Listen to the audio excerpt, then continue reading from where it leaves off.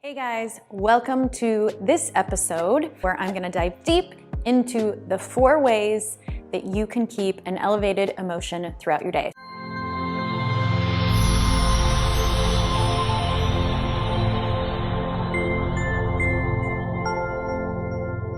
We all know how it goes, right? You get up in the morning, you spend 20 minutes, 30 minutes, 45 minutes, sometimes even an hour on your spiritual practice, on your breath work, on your meditation. You feel amazing. You tap into all these juicy, amazing chemicals in your body like oxytocin and serotonin and dopamine. You're feeling so good. Your frequency's super high. You're ready to take on the day. You go out into your life and then life happens. And then we're stuck and struggling with how do I maintain that? How do I go from such an amazing feeling when my eyes are closed and I'm listening to music or whatever your spiritual practice is? How do I maintain that throughout my day so that it doesn't just happen when I'm in a room with my eyes closed, so that I can actually take that into my life? Because that's really where the rubber meets the road. That's when it matters. Not in your meditation, not how high you can go in your meditation or how great you can feel in your breath work, but how great you can feel during the day when life happens. Because guess what? We're 3D human beings operating in a physical world and living our lives.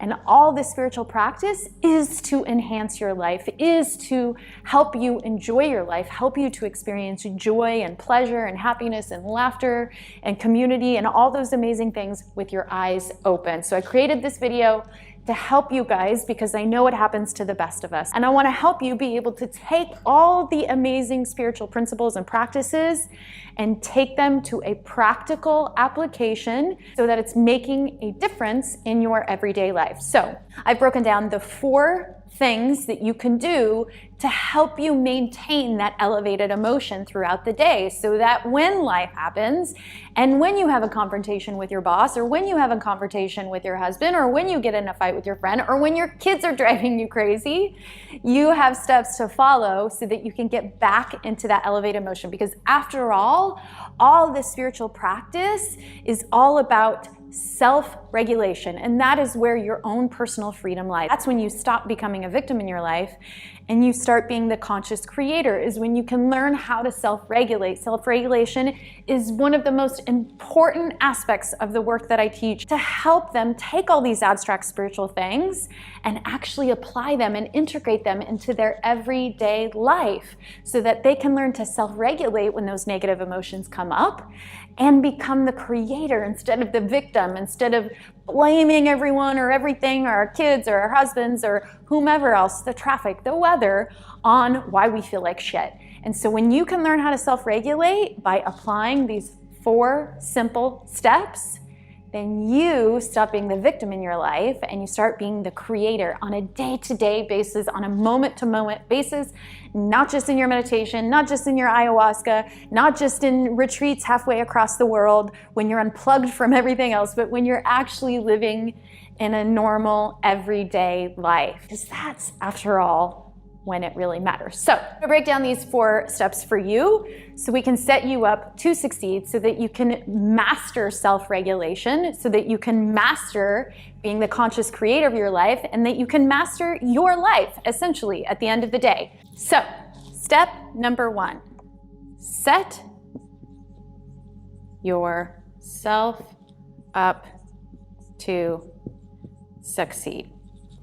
So what does this mean? Well, I'm going to share a short little story. This is like a little allegory that I heard somewhere, I can't remember, on some podcast or something, but it stuck with me because it talks about setting yourself up to succeed when you know what your patterns are, when you know what your behaviors are, when you know, like usually around 11, 12 o'clock, I get really irritated. And then usually when I come home, I get really irritated. So when you start to become the observer and the scientist of your life, you start to notice these patterns of when things usually happen during the day. So this little allegory story is about these ships way back hundreds and hundreds and hundreds of years ago. And these ships would try to cross the sea to get to this other island that they had to get to. But every time they went past this particular part in the sea, there was this ocean god that would curse everybody on the boat and they would all die and no one could ever make it past it. So one of the captains set himself up to succeed before they crossed that path. Because what would happen when they go to cross this part of the particular sea, this sea god would sing to them, and then all the men would jump in the boat and they would all die. That's the curse that happened apparently on this part of the sea. So what this captain did with his crew is they tied themselves before they were about to cross that particular area where everybody died and it was cursed. They actually tied themselves to the ship and they put earplugs in their ears. So when they went past this particular passage, they couldn't hear anything and they couldn't move from the boats because they tied themselves to the boats. And they were the first ship to cross it and make it past the curse and get to the other islands. And of course, it's just an allegory, but I think it's a perfect story to explain setting yourself up to succeed. So what does this look like in your everyday life? What does that mean? How does that story help me? Well, you're gonna do exactly what I did, which is certain times throughout the day, you're gonna set an alarm and you're gonna go do something different. So what this looked like for me in my own journey is I would have my meditation in the morning. I didn't always feel good after. In fact, there were many times I felt super duper duper frustrated after 45 minutes of trying to meditate and trying to quiet my mind. I was working full time. I had 3 kids. I had another side job. So my life was very busy. So trying to calm down my mind proved to be very, very challenging.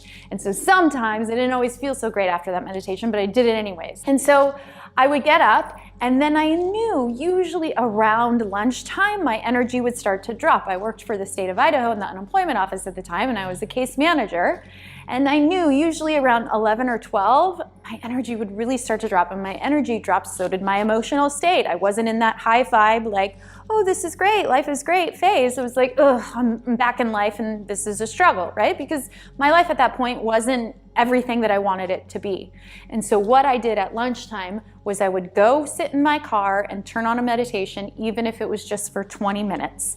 That 20 minutes, doing that every day, helped for the whole second half of the day, because then I could tap back into that feeling that I had when I meditated earlier, or breath work, or whatever your spiritual practice is. And so you can't say that you don't have time for this, because everybody has 20 minutes in the middle of the day.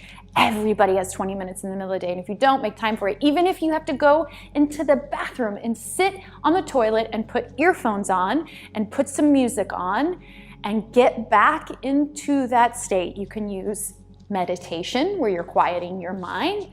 You can use breath work. All you have to do is do a 4 to 8 breath, meaning breathe in for 4 seconds, breathe out for 8 seconds, do that for at least 5 minutes. It will calm your sympathetic nervous system. It will put you into a parasympathetic response, which is rest and digest, and you will feel nice and relaxed. And when you feel nice and relaxed, you can access these higher emotions, these elevated emotions.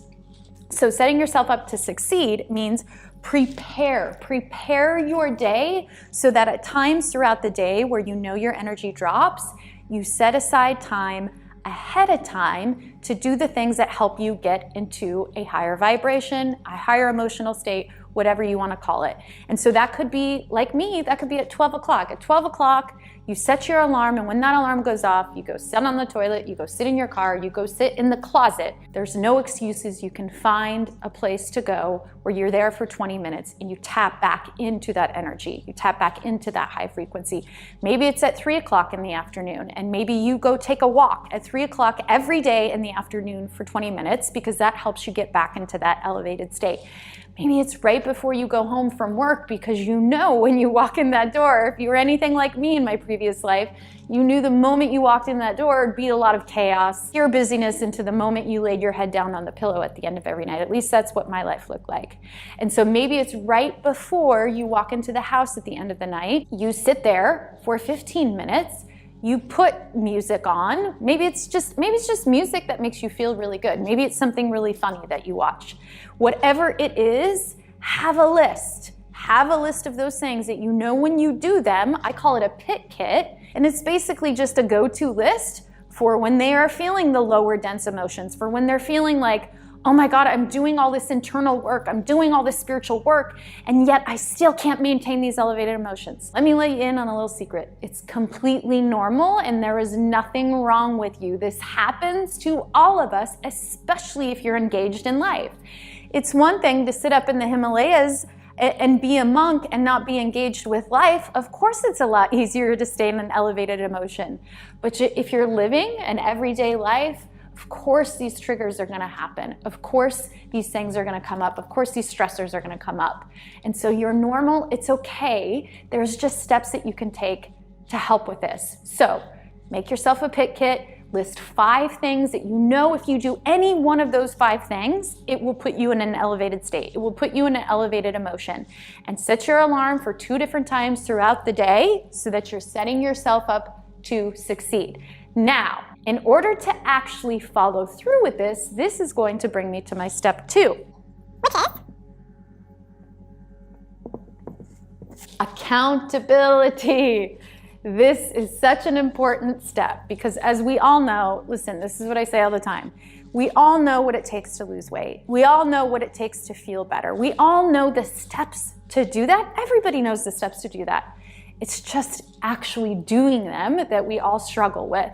And most of the time, it comes down to accountability. Most of the time, it's because it's a lot easier to stay accountable to somebody else than it is to stay accountable to ourselves. Which is why I believe in community, because most of the time we'll let ourselves down first before we let somebody else down. And so accountability is huge in any change you're trying to make in your life. I am telling you, in my own life, I use accountability in my everyday life with my friends, with my loved ones, because I know that if I'm held accountable, I will do it. So what this means is, find an accountability partner that will make sure you are doing the things to set yourself up for success. So these two really work hand in hand. Find somebody that you know will hold you accountable and say, hey, this is my plan to set myself up to succeed. Twice a day at 12 o'clock and at 5 o'clock, I'm gonna spend 10 minutes doing these 2 things that make me feel really good, that keep me in that elevated state. And I need you to hold me accountable to do those things. Here's another little trick that actually I heard from Mama Gina's personal coach on an Instagram live, and I loved it, and I'm stealing it, and I use it in my own life. But what she said is, find an accountability partner for something that you want to do, for something you want to create, to hold yourself accountable, to set yourself up to succeed in this case. Then tell your accountability partner what the consequences will be if you don't do these things that you want to do. In other words, if your goal or your thing that you want to do is, hey, Mary, I want to set myself up to succeed this week. So Monday through Friday, I'm going to set my alarm for 12 o'clock and 5 o'clock. And at 12 o'clock and 5 o'clock, I'm going to take 15 minutes to do some breath work, just so I can calm my brain and my body down, get into that parasympathetic response, relax. And then when I'm in that relaxed state, of course, it's a lot easier to access elevated emotions. Then, Mary, if I don't know if that's the name I used, but if I don't do that, if I miss a day or I find an excuse or I didn't stick to it, my consequence will be fill in the blanks. So for me, because I love my coffee in the morning, I really, really do. I love my coffee in the morning. It's a whole ritual for me. Everybody's sleeping. It's quiet. I love the smell. I love the taste. I love to just sit there and be with my coffee. It's a very spiritual experience for me. But that's a ritual that I love in the morning. I love my coffee. And so for me, one of my consequences, one week, if I didn't work out 3 days that week, was that I missed a day of coffee. I couldn't have coffee for a day. That was my consequence if I did not hold myself accountable. And of course, I had Scott as my accountability partner, and he for certain was gonna make sure that I did this. And he held me to it. I worked out 3 days that week. But really the most important thing is that I was being held accountable and that I had an accountability partner. So I wasn't just trying to do it on my own, because let's face it, it's hard trying to change on our own, right? And so if you communicate with somebody, if you find an accountability partner and say, hey, This is what I want to do, and these are the consequences if I don't do it. I heard her share ideas like throwing a $20 bill out the window, giving her kids money, all sorts. You get really creative, but something that you really, really, really don't want to do. So what is the consequence if you don't hold yourself to setting yourself up to succeed? Pick accountability partner, and then tell your accountability partner. That also brings me to step number 3, which is community. So this takes the accountability one step further. In my own journey, I had an online community of people that I got to share all the things that I was going through, and they would help me through it. They would give me advice. They would tell me how great I'm doing. It was a community of support. And in that phase of my journey, I didn't have a lot of support in this area, in spiritual growth, in meditation, in trying to become a better person, self-help, whatever word you want to give it, transformation, to give it a general term. But I had this community of people that was there that was not in my regular everyday world. So I had community to talk about the things that I was struggling with during the day. And that was where I would get my pick-me-up. So instead of like going and doing drugs or going and shopping or going and overeating, I had this community that would help give me that same feeling when I was decreasing in energy, when I was feeling like, oh, I don't know if I can do this, when I was feeling like, oh, it's my husband's fault, when I was feeling like my boss is a jerk, when I was in those spaces and I was losing that elevated emotion, I had a community to go to help remind me in those moments it's worth it, I was doing great, keep going. All of those things we kind of need to hear when we get down here, when we start to wonder, is this working? Is this making a difference?